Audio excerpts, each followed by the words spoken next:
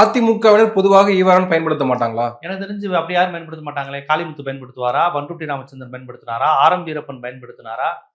KA. Krishnasamy பயன்படுத்தினாரா? KA. Mathiyazhagan பயன்படுத்தினாரா? MGR பயன்படுத்தினாரா? Jayalalithaa ஒரு உதாரணம் காமிக்க சொல்லுங்க. எம்ஜிஆரும் ஜெயலலிதாவும் பெரியாரை இன்று ஈவேரா பிறந்த நாளுக்கு செல்வி முதலமைச்சர் ஜெயலலிதா மாலையிட்டார் எங்கேயாவது செய்தி வந்திருக்கான்னு சொல்லுங்க. தந்தை பெரியார் தான். உங்களுக்கு யார் விஜயகாந்த் கட்சியில இருந்து ஈவேரான்னு சொல்லுவாங்களா? விஜயகாந்த் சொல்லியிருக்காரா ஈவேரான்னு? அவர் பெரியார் படத்தையும் சாமி படத்தையும் ஒன்னா வச்சு நான் ரெண்டையும் ஒன்றாக பார்க்கிறேன், அவரும் ஒரு கடவுள் தான், அவரும் ஒரு நல்ல, அவரும் இந்த சமுதாயத்துக்காக அப்படின்னு அவருடைய புரிதல்லாம் அவரும் பெரியாரை ஈவேரான்னு சொன்னது இல்லையே. பெரியாரை ஈவேரான்னு பாட்டாளி மக்கள் கட்சி நிறுவனர் மருத்துவர் ராமதாஸ் சொல்லுவாரா? யாருமே சொன்னது கிடையாது. பாஜகவினர் வலதுசாரின் அதில் பாஜகவிலேயே நீங்க தமிழிசை சவுந்தரராஜன் போன்றவர்கள் பெரியார் தான் சொல்லுவாங்க. வானதி சீனிவாசன் போன்றவர்கள் பெரியார் தான் சொல்லுவாங்க. ஏன் அண்ணாமலை கூட பெரியார் தான் சொல்றாரு. எனக்கு தெரிஞ்சு ஈவேரான் பயன்படுத்துவதில்லை.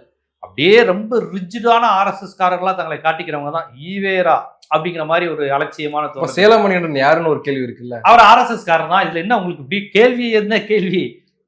அவர் நேற்று பெரியார ஈவேரான் தான் சொல்லுவேன் இஷ்டம்ட்டு அவர் கேட்கிறாரு. ராஜாஜியை நீ மூதறிங்கன்னு சொல்லுவீங்களான்னு கேட்கிறாரு.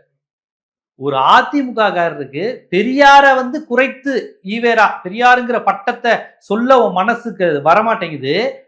ராஜாஜிக்கு மூதறிஞர்னு சொல்லணுமா? இவர் அதிமுக காரரா? இல்ல ஆர்எஸ்எஸ் கடந்த காலங்களில் புகழ்ந்து கலைஞரை எழுதியிருக்காருன்னு ஒரு கூற்று சொன்னார்ல. அதிமுக கூட்டணியின் போது அவர் பாஜக எப்படி திமுக பாஜக கூட்டணி வைக்கும் போது கலைஞர் சில விஷயங்களை சொன்னார். அது உண்மைதான். அதான் கூட்டணி வச்சிருக்காங்களே. பாஜகவோட கூட்டணி வைப்பது என்பது வேறங்க. அதில் நமக்கு உடன்பாடு இருக்கு இல்லைங்கிறத விடுங்க. அதெல்லாம் வரலாற்றில் நடந்த நிகழ்வு. திமுக பாஜக கூட்டணி வச்சாங்க. முத பாஜக கூட்டணி வச்சது ஜெயலலிதா அம்மையார். ஆட்சியை கவுத்து விட்டாங்க வாஜ்பாயை. திமுக கலைஞரோட கூட்டணி வச்சு அவங்க 5 வருஷம் அமைச்சர்கள்லாம் இருந்தாங்க. இது நடந்து முடிஞ்சு போச்சு. கூட்டணி வச்சது உண்மைதான். ஆனால் கூட்டணி வச்சாலும் கடிவாளம் போட்டாங்க. குறைந்தபட்ச காமன் மினிமம் ப்ரோக்ராம்லாம் வச்சுருந்தாங்க. பாபர் மசூதி பேசக்கூடாது, காமன் சிவில் கோடு பேசக்கூடாது, இந்த மாதிரி பல்வேறு நிபந்தனைகளுடன் வச்சாங்க. அந்த கடிவாளத்தோடு தான் வாஜ்பாய் ஆட்சி செஞ்சார். இப்போ இதை நம்ம ஆதரிக்கிறோமான்னு கேட்டால் நம்ம பாஜகவுடன் கூட்டணி வைத்ததை ஒருபோதும் ஆதரிக்கல. இது நடந்த நிகழ்வு தான். அவர் சொன்னது பொய் கிடையாது.